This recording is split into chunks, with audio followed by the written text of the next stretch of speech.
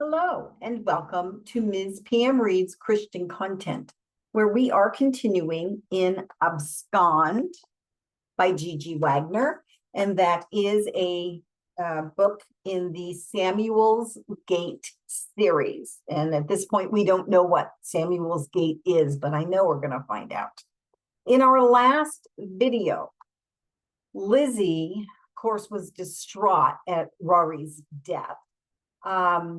She was home. Her mom had a guy over who actually tried to get into her room, which did not happen, but was not a good scene. And then she was contacted by somebody. We don't know who. And she had actually reached out on that site. It must have been a grief site, perhaps, because she was upset about her friend's death. And this person reached back out to her, and that's where we stopped. So this chapter is entitled Control.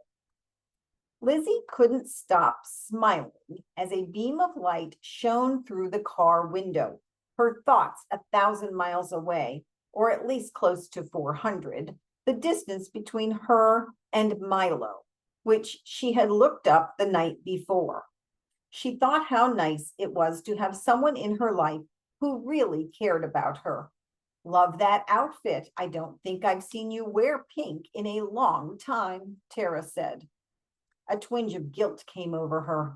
The usual dread of life was slowly being replaced with daydreaming about the future.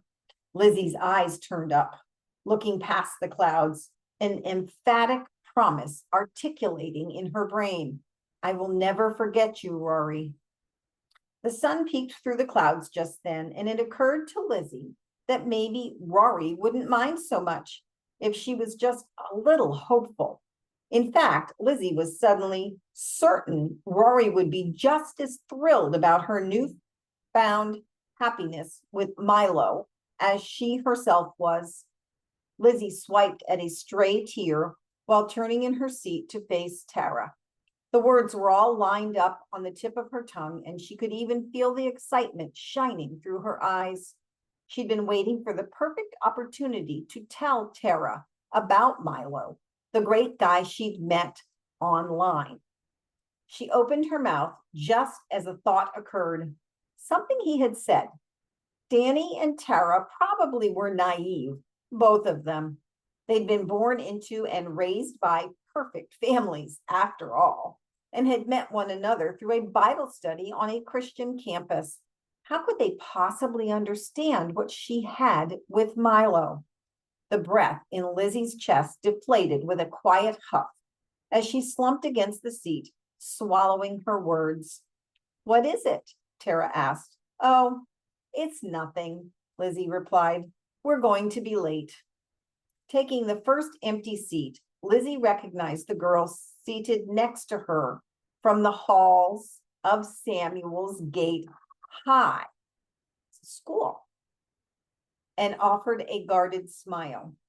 The lights began to dim with a haunting crash of the cymbals, followed by robust thumps that pulsated steadily from the drums. A hush fell over the group of teenagers as the eerie quiver from the bass shot through the air. Lyzee squeezed her eyes closed, all the worries she came in with slipping away. The song ended, and the projected lyrics were replaced by a verse, which Danny read from the screen with an earnest passion in his voice. I waited patiently for the Lord, and he inclined unto me and heard my cry.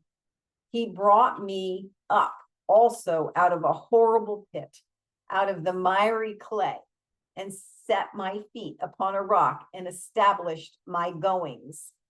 And he hath put a new song in my mouth, even praise unto our God. Many shall see it and fear, and shall trust in the Lord. Psalms 40, verses 1 through 3. Side note, I'm smiling because that was our devotional verse last night, so I'm familiar with that. Okay. Lyzee's eyes darted back and forth across the stage, bypassing Danny in his rightful position behind the podium. Another verse appeared on the screen, and she read it to herself, blocking out Danny's voice. Be not wise in thine own eyes. Fear the Lord and depart from evil. Proverbs 3:7. The last part of the verse lodged in her mind, weighing on her conscience, and she squirmed in her seat. She had resisted at first, but going along made Milo happy. A perturbed meditation brewed in her mind. It had been months since she'd felt anything other than emptiness since Rory's accident. Now she was alive again, and she knew it was all because of Milo. How dare Danny stand up there and try to plant seeds of doubt into her and Milo's relationship? She managed to completely tune Danny out by allowing her eyes to fixate on a large white marshmallow. It was almost glowing under the spotlight, lodged just barely out of sight beneath the floor to ceiling curtain hanging behind the pulpit. The sight of it flooded her mind with memories, reminding her of the first time she'd been in this room. The shouts of laughter were foreign to her, and she remembered standing paralyzed by fear of uncertainty. Rory had slipped onto the stage, and Lyzee had lost sight of her amongst the rambunctious group. They were all throwing marshmallows and laughing, their faces red with squeals exploding like grenades. And all Lyzee had wanted to do was run. Tara had appeared next to her, emitting a calm that Lyzee had grown so accustomed to. A sinking feeling settled over her as she wondered if Milo could be right. He had said, people at church only tolerate you. Rory is the only reason you were ever included. This guy's garbage. Sorry. Lyzee stared at the back of Tara's head, a few rows ahead, and allowed the emotional distance to resonate in her heart. It made Lyzee think once everyone else has forgotten about Rory, it would be just a matter of time before she was also forgotten. She swiped at tears flooding her cheeks. Talk to God, the internal dialogue awkward. It had been a long time since she had initiated contact. I'm thinking you sent Milo to get me out of this pit. Thanks. I'll try not to mess it up. She heard the commotion as the other students began leaving their seats and whispered amen before opening her eyes. The girl that had been seated now stood over Lyzee with a grin plastered on her face. I'm Bailey, and you're Rory's friend. Lyzee watched as the girl's face turned the brightest shade of red. That's right. She was very special to me. I'm Lyzee. Are you going back over to the main campus now? Bailey asked. For a Sunday morning, the 4-lane road was especially busy, probably because of the grand opening of a new restaurant down the street. Surveying the oncoming traffic, they stepped off the curb, making it to the median before another stream of traffic whizzed by. Lyzee saw the uneasiness grow on Bailey's face and offered her a reassuring smile. She waved at the crossing guard, letting him know that they needed some assistance. Thanks, Mr. King, Lyzee and Bailey shouted over the traffic. The parking lot of the church was busy, cars filling the lot for the second service, while those from the first service were leaving.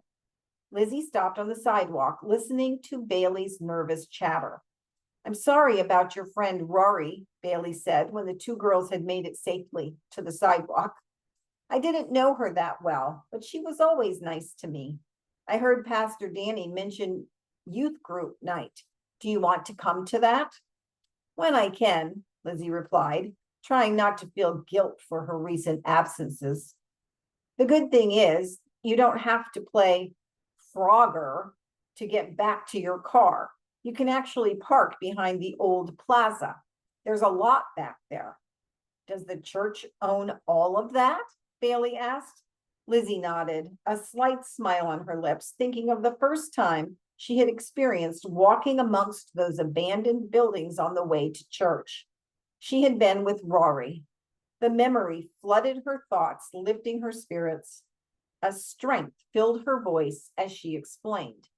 Yes, but the only section completely renovated is the youth area. It's a work in progress and will house the entire church campus one day. Lyzee saw a look of skepticism flash across Bailey's face as they said their goodbyes. She turned to go down the hallway, painted a bright, cheerful color, and Bailey went the opposite direction into the sanctuary. A sense of dread, sudden and unexpected, fell over Lyzee that made her shoulders slump, wishing now she had not volunteered to help with the preschoolers during the service. The commotion of the room, full of rambunctious tykes, flooded the hallway when Lyzee opened the door. Their contagious giggles, euphonious, making her forget all self-doubt and dread as she joined in. Lyzee scanned the name tags on the backs of the energized group. Her eyes landed on the little fellow with the biggest brown eyes. He was running in a frenzied circle, chasing another little person when their eyes met, and he stopped right in front of her. Lyzee dropped down on her knees, looking into those deep eyes that blinked, fluttering the longest lashes. Bringing her hands up, her thumb touched her forehead before grazing the thumb of her other hand. She pointed to herself and carefully formed the letters of her name with her right hand. Lyzee. The boy smiled, holding up his little hand in a fist, shaking it with fervor back and forth. His eyes twinkled. So he remembers me, Lyzee thought, a smile forming in her heart that spread across her face. Hudson smiled, determination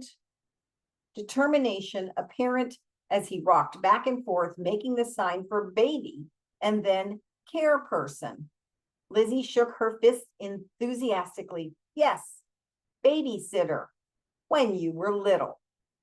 And we're going to stop there because this is a longer chapter. We're going to split it into, interesting. Not sure I like this Milo guy, but we don't know much about him. Glad to hear she's got a friend, so to speak, in the preschool. It's nice that that little boy remembers her. All right, you guys, I hope you have a blessed day, and I will see you next time.